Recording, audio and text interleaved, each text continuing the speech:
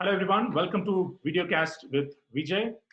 Today, in episode 2, we have a very special guest from Pakistan. Muneeb Maayr is the founder of Bykea, the largest network of motorbikes serving the transport, logistics, and the payment industries. Muneeb has been an entrepreneur for a long period of time. He was in the US, he came back to Pakistan and joined SNL Financials, which got acquired by Standard and Poor's. Later, he co-founded and was the CEO of Daraz, which got acquired by Alibaba. And now he's the founder of Bykea. So today we are going to discuss with Muneeb and learn more about his philosophy towards entrepreneurship in life. Muneeb, welcome to the show. Thank you, Vijay. Thanks for inviting me, and lovely to be on this show. Muneeb, you were in the US. You were an investment banker, and you were doing a very high-paying job. What made you leave such a fancy life? Because everybody wants to be a banker, a Wall Street guy. They proudly say that. And what made you leave something like that to come back to Pakistan? What does entrepreneurship mean to you and to your country? Well, first of all, I was not in banking very long, right? So I was in New York for a short period of time, and frankly, after 9/11 happened, there were many sort of like so you had to sort of get an H-1. You had to get a visa to stick on in the US, and that was getting very cumbersome. And either you pick up a menial role, through the downturns, or you pick up your bag and you go back to Pakistan, where you're from, and build a business. And I felt that I was always hungry to build a business. I wanted to do it from the get-go, and I was very fortunate that I got the opportunity very early on. You are, as an entrepreneur, you are kind of always multitasking because you're a founder, and you keep doing a lot of things. You also have a family. You have so many things that's going on, and how do you manage your time? Well, I mean, that's what's thrilling about being in startups, right? So the thrill is that you do multitask, and the thrill is to try and find solutions to problems every day. And if you do like consistency in your day-to-day like work life, then doing entrepreneurship or doing tech entrepreneurship, doing startups is not your cup of tea. you know so in a strange way, this roller coaster ride is also quite thrilling, and really is what drives many of us to do what we do on a day-to-day basis, because it is grueling work. I'll be candid about that. It's not all it's not a bed of roses as people presume it to be, because in most of the time people just look at successes and they don't look at the failures, and they don't look at like every day that you sort of like and lose your step. But it's exciting, and of course it takes a toll on your family life. um, but it's a balance that you've got to somehow try and maintain. Because many people are scared of entering into that space, and you keep like kind of relishing it. SNL then joined there, and Daraz made an exit, and now with Bykea. So how do you define success and failure for yourself? you know um, I I tore a piece of a magazine once when I was a teenager, and it said success is a mind game. With a black background, and it said success, and then it said a mind game. And I'll also steal from Jeff Bezos. It's all about regret minimalization, right? So at the end of the day, people perceive that some people you know, are just lucky, or succeed in their ventures or every one of their endeavors because there's something special about them. I don't think it's really that. I think it's more about not giving up, because I think, you know, it's this consistent effort every day to try and not fail. And I think if you keep trying not to fail, and you keep trying to intelligently learn about how to like solve things better than you did yesterday, um, you'll see a path to success. On one side, you're saying the people who want a consistent routine cannot succeed in entrepreneurship. But on the other side, you're saying you seek a different kind of consistency, which is about the ability to not give up and be consistent about trying and failing. Am I reading you right? Yeah, absolutely. I mean, I would think about playing soccer or football, right? Like either you're running behind the ball or you're not. You know? And if you're running behind the ball, you've got to learn how to sort of tackle the ball. And if you keep running behind the ball and don't learn how to tackle the ball, then you'll get tired just running perpetually and give up, right? So it's very much like football or soccer. And a friend once said to me that when he was really in the pits in his career, and he said, I'm about to drown, but I've got to give it at least one last shot. And that's what it feels like every day, to be candid with you. And problem solving, what does that mean to you? I think whether you're an inventor or you're a scientist or you're a tech entrepreneur, I think ultimately you're always tingling with things to make something work, or to discover something or to fix something. And you'll fail a lot, right? And you'll consistently fail. And if you're lucky, you may succeed, right? And if you do succeed, then it's all about how you tell the story, because you may have discovered something or built something and just not know how to package it to let others reap the rewards out of it. So yeah, that's how I would sort of frame it. The world is going through a very, very interesting phase. It's an unprecedented situation. People are staying at home. There is constant bombardment of news and data. Oh, there are more people who died here. What will happen to me? There's a lot of uncertainty. And in a way, it kind of presents a situation that you were speaking a little earlier, which is about failing and dealing with uncertainties, and how do you consistently try. How do you confront? What would be your message to people who are watching this to deal with these kind of uncertain situations? I think we are all bombarded, right? We're bombarded with news. We're being poked all the time, whether it's news or our news feeds, or it's the TV channels, people screaming at each other. We're being bombarded all the time, right?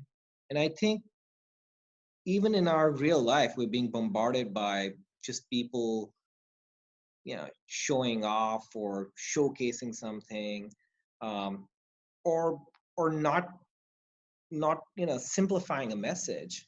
And I think the distinction between consistently being at it, and and being focused, is that with all these distractions, you've got to filter out, and in whatever span of time that you have in trying to tackle that ball, for example, right? You've got to figure out what is distraction and immediately counter back to whoever's talking to you and say, no, I don't want to listen to this. This is just distraction. Because if you don't do that, you'll start going in tangents. And in this day and age when we are constantly like harassed by notifications and alerts, I think it's very important to, in the midst of it, try and find some sense on how to filter and say, I don't want to be distracted. There'll people walk up to me and be like, can I ask you a question? And if I'm focusing on something, I'll be like, no, give me 10 minutes. And it's sometimes rude, of course. People get ticked off. But if you don't do that, then you will not be able to think deep enough to be able to solve anything and get that tackle right. Quite powerful. In fact, I am kind of entering into that phase now. Like what you're saying is, be truthful to who you are and to that moment and to the problem that you're feeling, and when you're truthful, you are actually humble. But the words may come across as rude or arrogant or aggressive for somebody else. How do you cool down those people who perceive you as rude or impolite or arrogant? They probably think you're bipolar, right? Because you'll go from very curt to very nice between different parts of the day. Um, you know, have I figured it out? No, I haven't. You know, I mean, some people, love being around me and are friends with me, right? And others are not. And I think over time, you just build a culture of people who work well with you, and whoever is poison, you try and just push them away, because I think there are a lot of people who in your environment who distract you and are just poison, and you've got to figure out how to like filter those people out. And they may be productive at times, but just got to remove those pieces of poison. Yes. Do you have any fear? Yeah, absolutely. Fear of dying. Like, why would I want to die, right? Like, on the one side, I'm saying I'm fearful of dying. On the other side, basically, I'll go out and do exhilarating, like, high intensity sports, right? Um, and this is perhaps on page with something we discussed earlier, but like, I love life, right? And I think many of us just absolutely love this time that we have. And it's not coming back. And we keep being told stories, and maybe some of them may be true, of an afterlife. I hope it is. But this is it, right? And I think it would be so sad if we have not done what we have wanted to do through this time. And I don't mean that in a material way. Some people like, oh, I wish I can drive a Lamborghini. That's the worst kind of dream to have, right? I would say, I wish I can build a Lamborghini, I wish I can design a Lamborghini. I wish I can create something to leave behind, not consume. So I'm absolutely fearful of having a meaningless life, and fearful of losing the opportunity to keep striving to have one for this time that I have. Wow, that's very powerful. Being fearful of leading a meaningless life. That's very powerful. I see a lot of books behind you. What kind of books do you read, Muneeb? Do you find time to read books? I know that you have a fleet of around 30,000 bikers working for you. Do you find time to read? To be very candid with you, very little. So most of these books are actually from my college days. And I've kept them here because this room is reminiscent of my days in college. Nowadays, I rarely buy books, to be candid. And so most of my consumption on content will be around my work because work is quite consuming. But on the other hand, I think history is important. I think philosophy is also important. And the reason I think history is important is because, people have lived for thousands of years, and, they've all, perhaps they may not have the exposure that we have today, but, they've all lived fairly, long lives and have something to give back, and there are lessons to be learned about how humans behave with each other. And I think, there will be a time where, the world is hopefully going to get a lot flatter. Unfortunately, tribalism still prevails in the world today. But what history and philosophy and psychology help you understand is how people behave.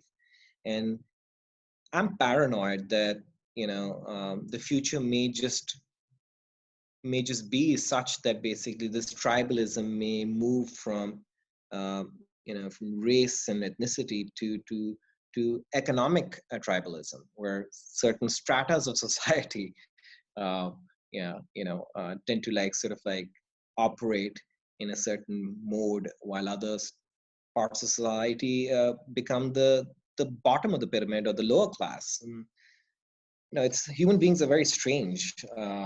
And I wouldn't have thought that we would be in the position we are in today, in this day and age. But unfortunately, from east to west or west to east, it's all polarized today.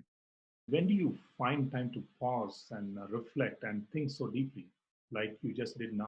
Um, I don't. I think I really enjoy people who think deep, and I enjoy talking to you as well, right? So I I enjoy conversations that are one-on-one with deep thinkers. That's one.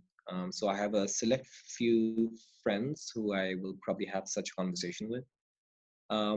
Other times, it's nice to just look at a clear sky with stars, or go to a beach and look at an endless horizon, because things are infinite, right? Whether you're in a desert looking into the sky, or whether you're in a city looking into the sky, or you're looking into an ocean horizon, it is infinite, right? And you are quite finite. And I think just looking into the horizon is sometimes rewarding, because it allows you to just pause, because you do come alone and you are going to go alone, and sometimes people tend to forget that, and we tend to be bound by fraternities of kins of blood, or these friendships that we also undertake in our life. But all of this, I think, is very short term. Ultimately, we are answerable to ourselves. you know we're answerable to our own sort of you know um, mo- you know milestone of sorts, to inscribe, what did we do, why are we here, um, what was the purpose of us being here. And I think it's good to pause and reflect on that. Typically, the best day to do that is on a Sunday, if your family can give you a little bit of time to be on your own. And I think if I talk to Muneeb, it will be infinite because that's we both enjoy listening to each other. But in the interest of time, I'm going to synthesize three key lessons that I took away from this conversation with Muneeb. Is the first one is be truthful, be who you are, be truthful. And when you're truthful, you can be humble. And you can see what Muneeb just said, how the humility came out. The world is infinite, but the human being is finite. And that's humility that's speaking. And that's the second lesson. The world nature is infinite. And we humans are finite. And lead with purpose and lead a purposeful life. And that's what Muneeb Maayr was telling us. I thank Muneeb for being so generous with his time in the midst of such a hectic and chaotic phase in all our lives. So, Muneeb, thank you so much. And it was such a pleasure talking to you as always. And I hope to have a longer conversation with you soon. Thank you for the opportunity.